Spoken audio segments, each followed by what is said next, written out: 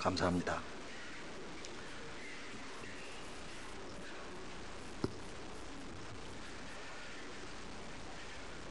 저는 지난 1986년부터 23년 동안 현재까지 마천중앙교회 박보범 목사님과 장로님들 그리고 성도님들이 저에게 보여주신 사랑과 은혜 그리고 그 기도의 깊이 눈물로 말로 표현할 수 없을 만큼 감사드리고 또 그 사랑과 은혜가 너무 깊고 크고 넓음을 깨닫고 있습니다. 다시 한번 깊은 감사를 드립니다. 그리고 이번에 3년 만에 한국에 다시 들어와서 조윤희 집사의 죽음 소식을 접했습니다.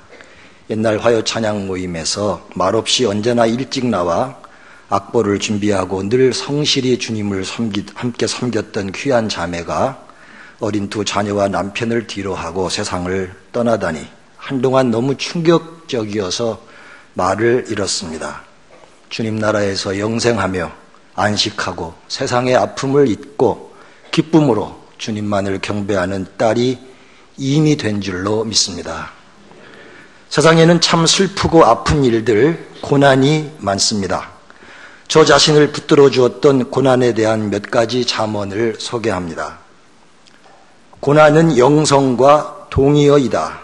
당신이 가장 극심한 고난에 있을 때 당신은 하나님과 가장 가까이 있다. 하나님을 극심한 고난 가운데 계신 하나님으로 표현합니다. 그러므로 우리가 가장 극심한 고난과 고통 가운데 있을 때 그 고난 가운데 계신 하나님과 가장 가깝게 접근할 수 있다는 것입니다. 그래서 고난은 영성과 동의어라는 것입니다.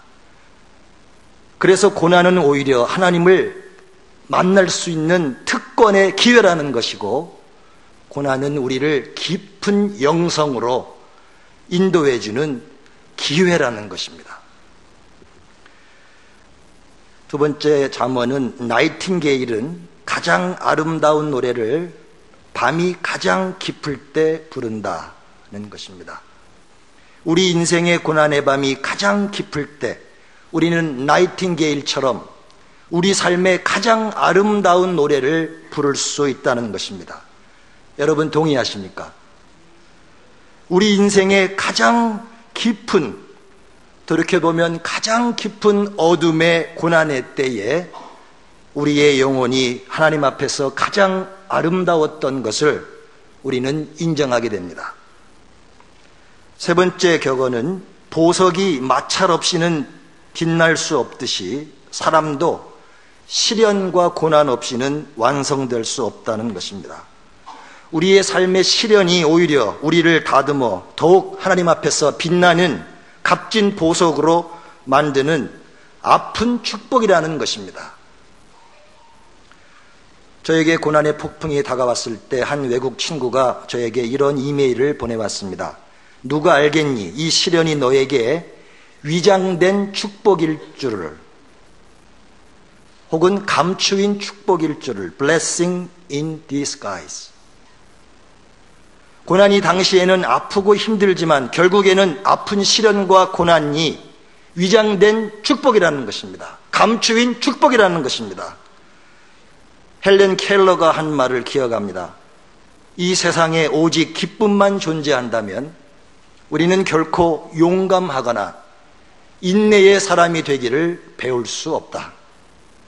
오늘 봉독해 주신 성서 본문 신약 요한복음 9장 1절에는 날 때부터 소경된 자를 예수님께서 길 가실 때에 발견하시는 장면이 나옵니다.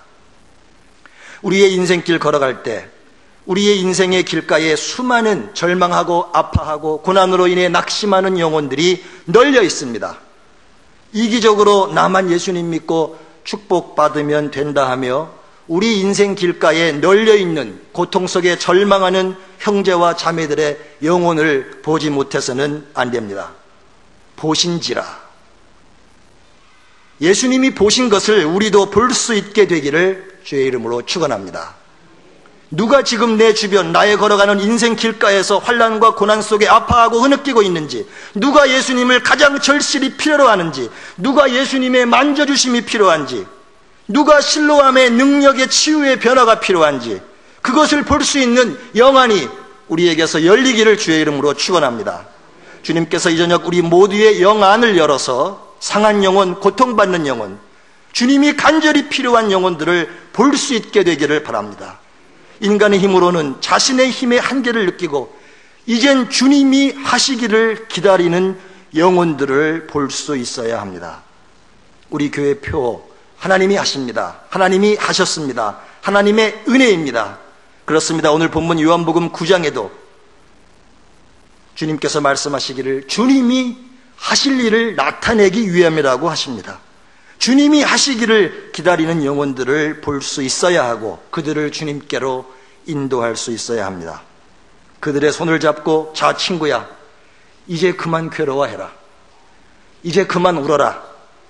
이제 그만 예수님께로 같이 나아가자. 너를 기다리셔. 두 손과 두 팔 내미시고 십자가에 달리신 주님이 너를 안아주시려고, 너의 고통을 대신 지시려고 너를 기다리셔. 같이 예수님께로 나아가자. 나면서부터라는 오늘 본문의 말씀도 거의 절망적으로 들립니다. 희망도 없고 믿음도 없고 거의 포기하게 만드는, 나면서부터 소경된, 달리 치료할 방법도 없는 비관의 표현입니다. 1, 2년도 아니고 10년도 아니고 나면서부터. 그러나 주님께는 불가능이 없습니다. 우리 대신 우리 받을 고난, 우리 받을 죄와 저주의 형벌을 대신 십자가에서 지신 예수님, 그분이 우리의 저주와 고난을 다 짊어지셨습니다. 내가 가지고 있는 저주와 고난을 이미 예수님께서 2000년 전에 자신이 다 십자가에서 짊어지셨습니다. 믿음으로 이 사실을 인정하고 예수님을 나의 구세주로 영접하면 예수님은 우리가 받는 저주와 고난을 가져가십니다. 자신의 십자가로 옮겨가십니다.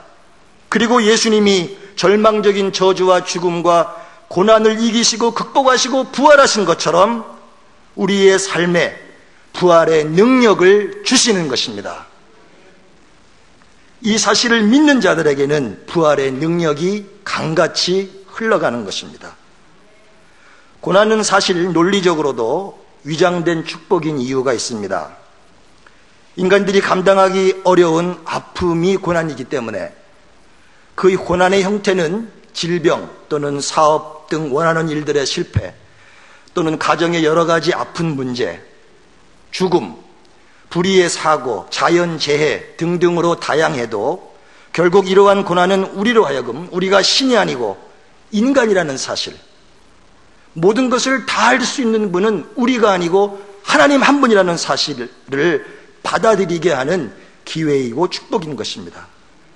우리는 제한적인 존재고 우리 힘으로 할 수 없고 인간의 힘으로 통제할 수 없는 일들이 이 세상에는 많다는 사실을 겸손히 받아들이게 하는, 그래서 전능하신 자비와 긍휼의 하나님 앞으로, 예수님의 십자가와 부활 앞으로, 위로와 능력의 성령님 앞으로 나아가게 하는 위장된 축복입니다.